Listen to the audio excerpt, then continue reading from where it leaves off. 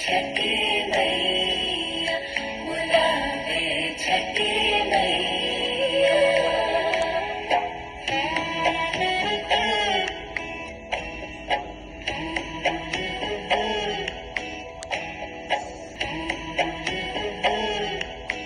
Hello everyone, welcome back to the channel. I hope आप सब लोग बहुत अच्छे होंगे और सबसे पहले आप सबको छठ पर्व की ढेर सारी शुभकामनाएं मेरे और मेरे पूरे परिवार की तरफ से।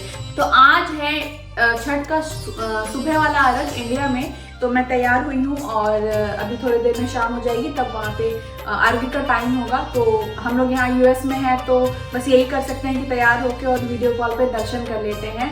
लेकिन मेरे हस्बैंड ना सुबह से मेरे से बहुत सारे सवाल कर रहे हैं कि मुझे बताओ कि छठ क्यों किया जाता है। छठ हम छठी मैया बोलते हैं छठ त्योहार को, और अर्घ जो है वो सूर्य देव को देते हैं। तो इन सब चीज़ों के बीच में क्या कनेक्शन है, और इस तरीके के ढेर सारे सवाल मुझसे सुबह से किए जा रहे हैं। कुछ चीज़ें मुझे पता है, बट कुछ चीज़ों की मुझे भी क्यूरियोसिटी है, तो मैंने सोचा क्यों ना उनके साथ ही इन सवालों के जवाब ढूंढे जाए, इनफैक्ट उनसे ही पूछा जाए। तो चलिए आज मैं उनको पकड़ के लाती हूँ और उनसे पूछते हैं कि छठ के पीछे कौन सी पौराणिक कथाएं हैं और क्या रीजन है, कहाँ से इसकी शुरुआत हुई, और इन छठ से जुड़ी हुई सारे सवालों के जवाब आज हम उनसे ही लेंगे। तो चलिए स्टार्ट करते हैं।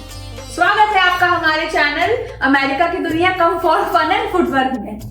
जोक्स अपार्ट, लेकिन ये जनाब मेरे पीछे पड़े हैं सुबह से कि अपने ढेर सारे सवालों के साथ कि छठी मैया को के पर्व में हम लोग सूर्यदेव को अर्घ्य क्यों देते हैं, और इस तरीके के मतलब घुमाने वाली टेक्निकल क्वेश्चंस लेके मेरे पीछे पड़े हैं। तो मैंने सोचा कि आज इनसे ही इसके जवाब पूछे जाए। तो आप बताइए कि छठ पर्व की शुरुआत कहाँ से हुई, और जो आपने मुझसे पूछा है सवाल कि अर्घ तो सूर्यदेव को देते हैं पर छठी मैया क्यों बोलते हैं, तो क्या इनका संबंध है आपस में, और भी जो भी चीजें हैं छठ से जुड़ी हुई। छठ पर्व एक इम्पॉर्टेंट पर्व है बिहारियों के लिए। तो बीइंग अ बिहारी हम लोग हमेशा बचपन से इस पर्व को सेलिब्रेट करते हैं। और ये पर्व बचपन में तो उतना हम लोग छठ आता था तो सेलिब्रेट करते थे, बट लेटर ऑन हम लोग इस चीज़ को रियलाइज किए कि ये पर्व कितना इम्पोर्टेंट है, जो होता है। और उसके बाद इसके बारे में जानकारी थोड़ी बहुत पता है, बहुत ज़्यादा तो नहीं जानती कि इसके बहुत सारे कथाएं हैं और सब मिला जुला कर एक ये पर्व कंप्लीट बनता है। तो सबसे पहले ये एक महापर्व इसलिए है क्योंकि ये बहुत इसके ट्रेडिशंस बहुत पीछे तक जाती हैं। रामायण महाभारत इस टाइम के से इसे रिलेट किया जाता है। तो ये बहुत ही पुराना पर्व है, उस समय से मनाया जाने वाला पर्व।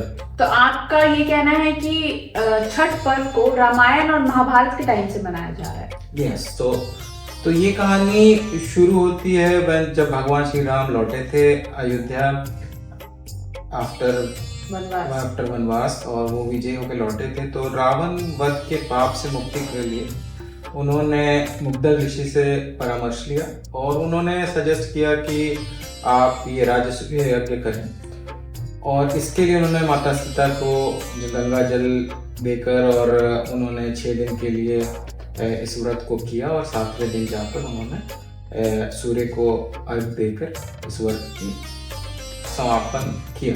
माता सीता ने ये व्रत किया 6 दिन तक अकेले। हाँ, तो ये 6 दिन से आप देखोगे कि ये व्रत 6 दिन बाद, दिवाली के 6 दिन बाद, 6 दिन कभी भी दिवाली हुए उसके 6 दिन बाद आप देखोगे छठ होता है। और छठ के कंप्लीशन पे 7वें दिन ये व्रत संपन्न किया मुंगेर के गंगा घाट पे, और इसीलिए लोग कहते भी हैं कि गंगा घाट पे ही ये पर्व मनाया जाए, लेकिन इट्स नॉट पॉसिबल कि आप सब कोई गंगा घाट जाकर और ये पर्व को करें।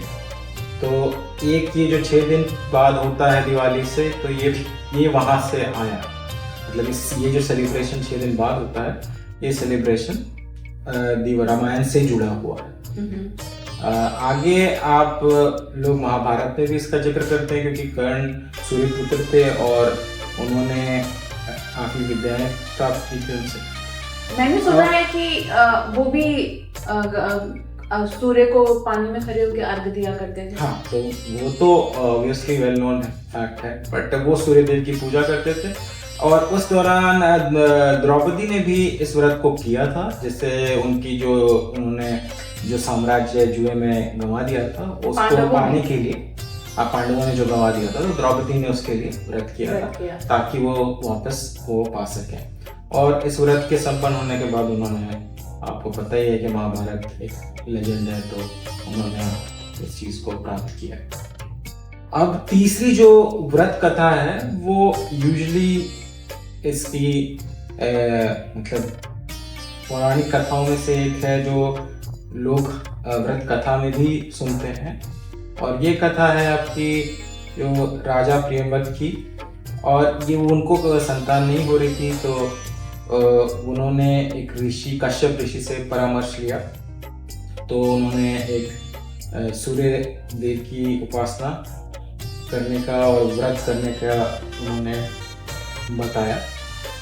तो उन्होंने पूजा पाठ किया कुछ दिनों तक और उनके घर एक बालक पैदा हुआ, पर वो बालक मृत पैदा हुआ। अब इसके बाद क्या होता है कि पूरा शहर शोक में डूबा रहता है, राजा जाते हैं और बालक को लेके उसके अंतिम संस्कार के लिए जाते हैं। तो वहाँ पर अचानक से षष्ठी देवी प्रकट होती हैं, जिन्हें हम प्रकृति देवी के नाम से भी जानते हैं। उनका छठा रूप है। तो वो प्रकट होती हैं और वो कहती हैं कि उस बच्चे को जीवन दान देती हैं। और उस दिन के बाद से ये जो राजा प्रियव्रत है, ये छठ इसी पर्टिकुलर डे ये इवेंट हुआ था, तो वो फिर छठ पूजा के रूप में मनाया जाता है। इससे नाम आया छठ जो है। तो छठ का बहुत सिग्निफिकेंस है, दिवाली के 6 दिन के बाद होता है, इसलिए छठ भी कहते हैं। उनका षष्ठी उनका नाम था देवी का, इसलिए भी छठी कहते हैं। और वो है जो देवी थी, वो as a protector of child, वो बच्चों की रक्षा करती हैं। तो इस तरह से उस देवी को जाना जाता है। देवी प्रकृति इंडिया के कुछ पार्ट्स में पूजी जाती हैं, इवन नेपाल में भी पूजी जाती हैं। हाँ, नेपाल के भी कुछ क्षेत्रों में छठ बहुत ही धूमधाम से मनाया जाता है, जो बिहार से लगे हैं, यूपी के भी बॉर्डर जो भी बिहार से हैं, वेस्ट बंगाल तो इस तरीके से छठ को सेलिब्रेट किया जाता है। तो यही कहानी है, जो कथाएं हैं जो छठ व्रत को कंप्लीट करती हैं। इन सबको आप जोड़ लेंगे तो आपको एक कंप्लीट व्रत वहाँ पर समझ में आएगा कि हाँ, ये किस तरीके से इसका ओरिजिन हुआ और किस तरीके से और क्यों मनाया जाता है। अब रही बात सूर्यदेव और षष्ठी माता की, हाँ, छठी मैया क्यों बोलते हैं और सूर्यदेव को अर्घ्य तो सूर्यदेव हैं जिनके कारण ये प्रकृति का विकास होता है। तो वो दोनों एक दूसरे से भाई बहन हैं। अच्छा। तो आपको ये समझना होगा कि सूर्यदेव के थ्रू ही ये प्रकृति और ये पूरी दुनिया एग्जिस्ट करती है। तो इसलिए देवी प्रकृति और सूर्यदेव भाई बहन हैं। सूर्यदेव से आपको ऊर्जा मिलती है और इसी के कारण आपको, और आप ये समझिए कि ये जो टाइमिंग है पूजा की, ये प्रकृति में मतलब इतना अच्छा एनवायरनमेंट है रहता है इस पर्टिकुलर टाइम पे। लाइफ फॉर्म्स बहुत अच्छे से एग्जिस्ट कर सकते हैं। तो ये ही मेरे हिसाब से ओवरऑल इसका जस्ट है, इसका कहानी का सारांश है, ऐसा कह सकते हैं। और इसी के लिए छठ पूजा मनाया जाता है। सूर्यदेव को हम रख देते हैं और पूजा हम षष्ठी देवी की भी करते हैं, जो प्रकृति की देवी। तो यही कहानी है। ओके। और आप बिहारी हैं और बचपन से आपने छठ देखा है, मनाया है, तो आप जरा ये बताइए कि जो ये पर्व है कैसे मनाते हैं, इसमें क्या क्या इम्पोर्टेंट चीजें होती हैं और मतलब क्या किस तरीके से इसको सेलिब्रेट किया जाता है। छठ पर्व अपने आप में एक बहुत ही कठिन पर्व है। भारत में जितने भी आप पर्व मनाते होंगे, मुझे नहीं लगता कि शायद ही कोई पर्व इतना कठिन हो सकता है, क्योंकि इसमें बहुत ज़्यादा नियम है। आपको हर नियम का पालन करना है और आपको 36 घंटे तक बिना जल और अन्न ग्रहण किए इस व्रत को कंप्लीट करते तो आप ये कह रहे हैं कि 36 घंटे का निर्जला व्रत होता है ये? हैं। निर्जला व्रत। तो आपको निर्जला व्रत होने के कारण ये बहुत डिफिकल्ट होता है। आपके और भी व्रत हैं जो निर्जल व्रत होते हैं, बट ये वो सब सिर्फ 24 घंटे के लिए होते हैं। और बहुतों में मतलब आप अर्ली मॉर्निंग आपको सर्दी होती है तो वो हेल्प करती है, मतलब आप कंप्लीट 24 आवर्स फास्टिंग नहीं रहती है। बट इसमें आपको 36 आवर्स फास्टिंग भी रहती है और आपको बहुत से काम करने होते हैं उस दौरान। ये नहीं कि आपने फास्टिंग कर रखा तो आप बैठे हैं, आप उस दौरान मतलब पूरा प्रोसेस ही पूजा का बहुत ही टाइमिंग है। तो आपको जाना है, घाट जाना है, वहाँ जाके पूजा करना है, तो there is a lot of things you have to do. तो इस कारण से ये थोड़ा डिफिकल्ट होता है। शुरुआत इस पूजा की होती है आप कहेंगे नहाए खाए से, और उसको हम कद्दू भात भी कहते हैं। पहला दिन जो हम सेलिब्रेट करते हैं, हाँ, उस दिन आप कद्दू या लौकी, बिहार में से कद्दू कहते हैं और सब जगह लौकी कहते हैं। तो लौकी का इस्तेमाल होता है, उसे बनाते हैं चना दाल के साथ और अरवा चावल या बासमती राइस भी कह सकते हैं। तो इस तरीके से ये प्रिपेयर किया जाता है। जो भी व्रत करती हैं उनके लिए पहले वो खाती हैं और उसके बाद सब सारे जो परिवार वाले हैं फिर उस ऐसा प्रसाद उसको ग्रहण करते हैं। तो डे 1 को तो ये होता है। डे 2 को आप खरना बोलते हैं। उस दिन व्रती पूजा करती हैं घर पे और खरना में खीर चढ़ाती हैं। गुड़ का बना हुआ होता है, ट्रेडिशनली गुड़ का ही बना होता चाहिए था, लेकिन अब दोनों जगह चीनी गुड़ दोनों होता है। तो गुड़ के बने खीर से आप प्रसाद चढ़ाती हैं विद आप एक रोटी भी रहता है उसमें, और ये ऐसा खरना का प्रसाद होता है। और यही एक टाइम होता है जब व्रती खा सकती हैं, तो उनको खाना अलाउड होता है। बट इस दौरान अगर किसी ने उन्हें टोक दिया या कोई आवाज हो गई या उन्होंने खाना बंद कर दिया किसी भी कारण, तो फिर वो वहीं बंद हो जाता है। तो ये शायद यही कारण है कि हम लोगों को, मुझे याद है कि बचपन से बोला जाता था कि जब भी अंदर कमरे में खरना हो रहा है तो आप बाहर आवाज ना करें। हाँ, हमें भी नीचे कर दिया जाता था सारे बच्चों को, थोड़ा क्वाइट शांत एनवायरनमेंट दिया जाता था व्रती को, कि ताकि व्रती अपना आराम से भोजन ग्रहण कर सके। क्योंकि अगर उन्होंने खाना बंद कर दिया तो आप आगे दोबारा खाना स्टार्ट नहीं कर सकते, 1 टाइम ही खा सकते हैं। तो ये लास्ट मील वो लेती हैं और उसके बाद जब ये उनके खाने के बाद फिर सारे लोगों में ये खीर और रोटी विस्तृत किया जाता है, ऐसा खरना का प्रसाद। बहुत लोग आते हैं, मतलब आपके जान पहचान में जो भी हो, आप उनको इनवाइट करते हैं, वो घर आते हैं आपके और खाते हैं, इस प्रसाद को ग्रहण करते हैं। हर ये एक दिन होता है जब एज अ किड हम लोग बहुत एंजॉय करते हैं, जब आप लोग आ रहे हैं, आप प्रसाद बांट रहे हैं, बैठा के खिला रहे हैं, तो एक अपना ही मज़ा होता है। अब तीसरे दिन जो है सांझ का, जिस दिन अर्घ होता है, मतलब संध्या अर्घ, उस दिन लोग जो गेहूं धोया गया होता है पहले से, उसके आटा का ठेकुआ बनाते हैं। तो ठेकुआ इस पर्व से बहुत ही रिलेटेड मेन प्रसाद है। तो वो घर में फिर कुक होता है, लोग कुक करते हैं, व्रती अपने सूप के लिए कुछ स्पेशल कुक करना चाहती हैं तो वो करती हैं। तो बहुत सी चीज़ें घर में कुक होती हैं, इसकी कोई लिमिट नहीं है कि आप क्या सूप में रख सकते हैं। आपको जो भी समझ में आ रहा है आप कुक करके बना के रख सकते हैं। हमारे यहाँ बहुत सी चीज़ें बनती थी छठ पर, हमारे यहाँ सिर्फ ठेकुआ बनता है।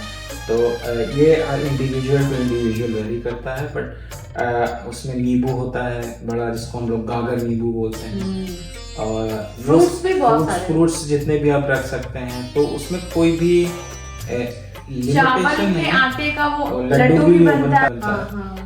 और आप उसके बाद बहुत सी चीजें करते हैं इस तरीके से।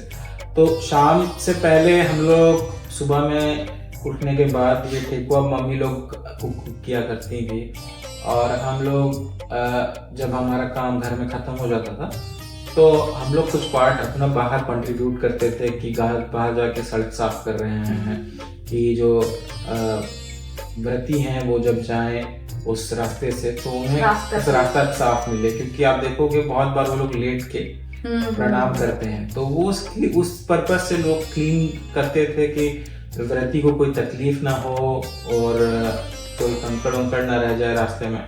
तो लोग पानी डाल के बढ़िया से पूरे रास्ते को साफ करते हैं, सजाते भी हैं। और फिर हम लोग घाट जाते थे और घाट को साफ करते थे, सजाते थे, गोबर से पूरा उसको लीपा जाता था और उसको जिस तरीके से भी आपकी श्रद्धा हो, फूल लगा के, केले का पेड़ लगा के, तो बहुत तरीके से उसको डेकोरेट किया जाता था। तो ये भी एक पार्ट है जो हम लोग एंजॉय करते थे, सारे दोस्त लोग, सारे भाई लोग मिलके, परिवार पूरा इकट्ठा होता था, सब मिलके जाते थे और ये अपना एक फन पार्ट होता, साफ करते थे। फिर उसी जो भी, तो इसके लिए तो आपको नदी तो आप नहीं जा सकते, गंगा नदी, तो लोग क्या करते हैं, प्राइवेट पॉन्ड बना लेते हैं अपना। घर पे भी लोग करते हैं, जैसे हमारे यहाँ घर पे ये होता है, प्राइवेट पॉन्ड में नहीं होता, लेकिन यूजुअली प्राइवेट पॉन्ड बना लेते हैं विद सम कंट्रीब्यूशन और वहाँ पर सब मिल के एक साथ करते हैं। उसका अपना मजा है, वो एक मेले की ड्रेस जैसा आपको फील आएगा। और या जब आप घर पे करते हैं तो थोड़ा आइसोलेटेड रहता है, बट आप अपने हिसाब से कर पाते हैं। तो दोनों के प्रोज एंड कॉन्स हैं। आप गंगा या नदी तो नहीं जा सकते हैं, तो क्या करने के उसमें थोड़ा सा गंगा जल मिला देते हैं, तो जिससे आपको शुद्धिकरण भी हो जाती है और आगे कर सकते हैं। तो इस तरीके से छठ को हम लोग 3rd डे में कंप्लीट करते हैं। फिर हम लोग सेम साफ सुथरा होने के बाद शाम को जो आते हैं, व्रती आती है और वो अपना सांझ का अर्घ देती है, सूर्य भगवान की पूजा करती है, फिर वो जाती है और सुबह फिर से आती हैं उसी पर्टिकुलर स्थान पे। यूजुअली हम लोग सेम स्थान पे ही रिटर्न आते हैं सुबह 4-5 बजे और फिर उस दौरान हम लोग जो दिवाली के बचे हुए पटाखे होते हैं वो फोड़ते हैं कि रात के का एक अर्ली मॉर्निंग और रात का एक फेज होता है। उस फेज में उस पटाखों का अपना ही मजा होता है, जो हम दिवाली में बचा के रखते हैं। ढोल बजते रहते हैं हर तरफ और एक अलग ही वाइब होती है उस टाइम पे। जो गाना है उसका वो बहुत ही यूनिक गाना है, आपको वो लिरिक्स समझ आए चाहे नहीं आए, लेकिन वो गाना जब बजता है तो आपको एक अलग ही फील आता है। हाँ, पिछले साल मैं तो रोई थी खूब। गाना एक नया एक सिंगर आया ना, एक गाना बड़ा ट्रेंड हुआ था लास्ट ईयर, तो विदेशियों उन्हीं लोगों पे है जो देश के बाहर हैं, तो मुझे बड़ा सेंटिमेंटल हो गई थी मैं लास्ट टाइम। ये होता है और फिर वहाँ पे ये हवन करके घाट पर समापन किया जाता है और फिर सबको प्रसाद बांटा जाता है और इस तरीके से छठ व्रत कंप्लीट। तो ये तो था कि किस तरीके से हम 4 दिन तक क्या क्या करते हैं, कौन कौन से दिन पे और किस तरीके से ओवरऑल हम छठ सेलिब्रेट करते हैं।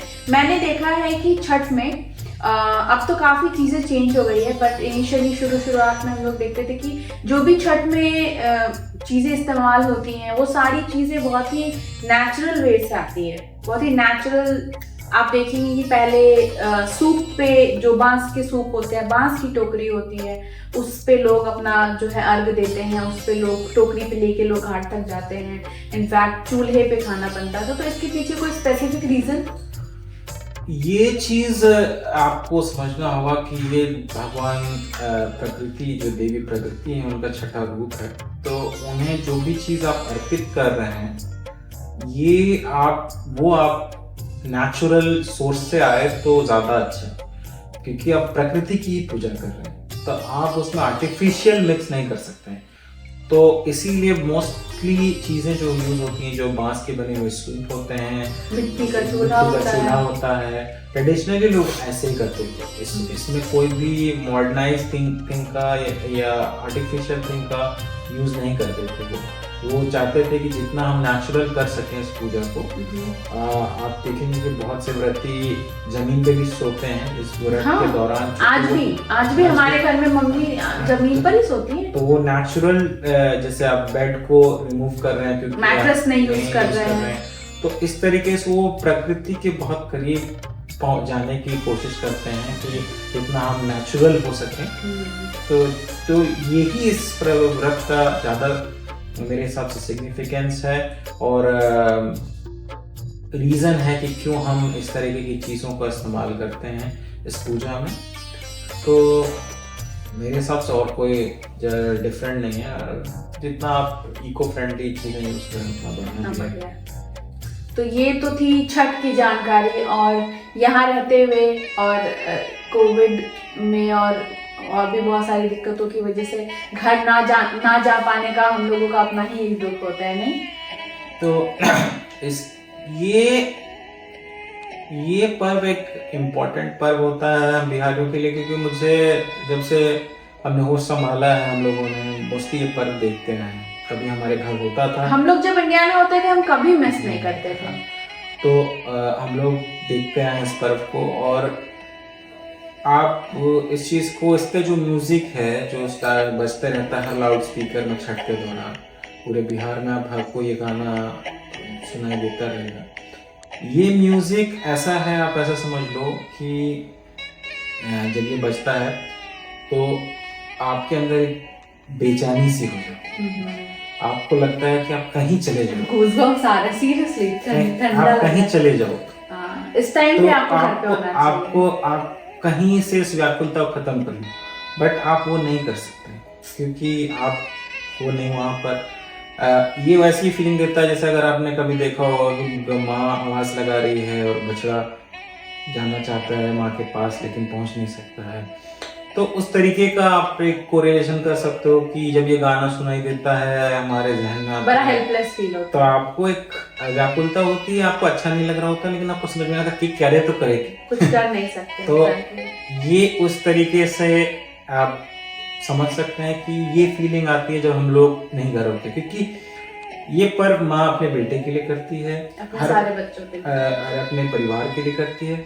और चूंकि षष्ठी माँ का रोल है बच्चों के प्रोटेक्शन में, तो सारी माएँ इसमें ज्यादातर अपने बच्चों के लिए ही ये व्रत रखती हैं और चाहती भी हैं कि बच्चे पास हो। हाँ, तो इसीलिए इस व्रत में अगर बच्चे पास होते हैं तो माँ को उतनी ही प्रसन्नता होती है इस व्रत को करने में जितनी वो बच्चे को फलता फूलता देखने में होती है। तो ये चीज वहाँ मिसिंग रहता है। आप इसीलिए हर बिहारी चाहे वो कहीं पर भी हो दुनिया के कोने में, कोशिश ये रहती है कि छठ अगर है तो हम घर चले जाएं, हम इस व्याकुलता को खत्म करें और पहुंच पाएं उस जगह पर जहां पर सुकून मिल सके। पर क्या कर सकते हैं, अपनी अपनी मजबूरी होती है। कभी हम लोग के वीज़ा इशू था, कभी कोविड था, तो हम नहीं जा पाए, बट ट्राई करेंगे कि हम लोग अगले साल जहाँ पर भी हो घर पहुँचें, आशीर्वाद लें और इस व्रत को कंप्लीट कर सकें, क्योंकि हर माँ चाहती है कि इस व्रत के दौरान उसका बेटा पास रहे। आज ही मेरी मम्मी कह रही थी कि बस तुम्हारी कमी थी। हर माँ यही सोचती है कि हमारे बच्चे की कमी नहीं है। और ये व्रत थोड़ा सा कठिन भी होता है, तो मदद की भी थोड़ी जरूरत मदद तो लगता ही लगता है इस व्रत में, बट अगर मदद ना भी हो और बच्चा वहाँ पर हो तो ये व्रत कंप्लीट हो जाता है। तो ये थी हमारी जानकारी रिगार्डिंग छठ को लेके, राइट। अगर ऐसा कुछ हो जो आपको पता हो और हम लोगों को नहीं, राइट, तो प्लीज हमारे साथ शेयर करें। और thank you for watching our video. ख्याल रखिए अपना, तब तक के लिए bye bye and happy Chhath again. जय हो छठी मैया।